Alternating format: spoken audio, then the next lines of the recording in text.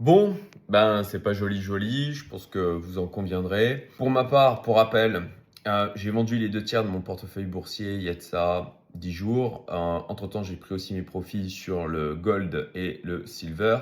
Sur les cryptos, hier, j'ai vendu toutes mes positions Bitcoin, ETH autour des 110 500. Je voyais les 110 000 qui se faisaient marteler, le support. Et bon, bah, ça a pété.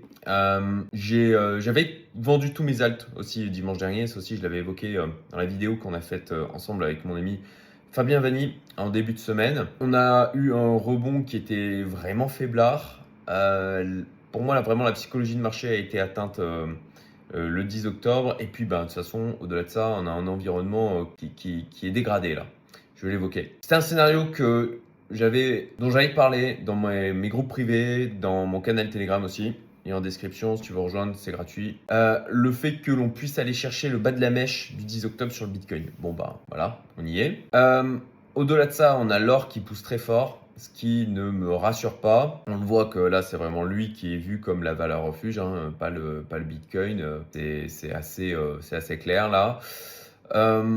On a un shutdown aux États-Unis, donc en clair, ils ne sortent plus de chiffres, ils ne donnent plus les indicateurs auxquels les marchés ont l'habitude de se fier. Donc, les marchés, du coup, manquent de visibilité, naviguent dans le brouillard, et les marchés n'aiment pas ça. Donc, on a le marché américain qui décroche aussi. On a toujours la guéguerre entre la Chine et les États-Unis. On sait qu'il peut sortir des tremperies sur X assez rapidement, qui peut de nouveau faire monter le niveau d'incertitude et les niveaux de peur. Et puis en plus de ça, là, on a des tensions sur les bancaires avec des suspicions de taux de défaut qui auraient été cachés. Donc, pour ma part, je suis plutôt content et rassuré d'être massivement en cash. Voilà, protégez-vous, pensez à prendre des profits. Je viens d'ailleurs de sortir un article sur le trading stop. Ça me semble un outil qui est de bon ton, surtout pour ceux qui n'ont pas forcément encore pris des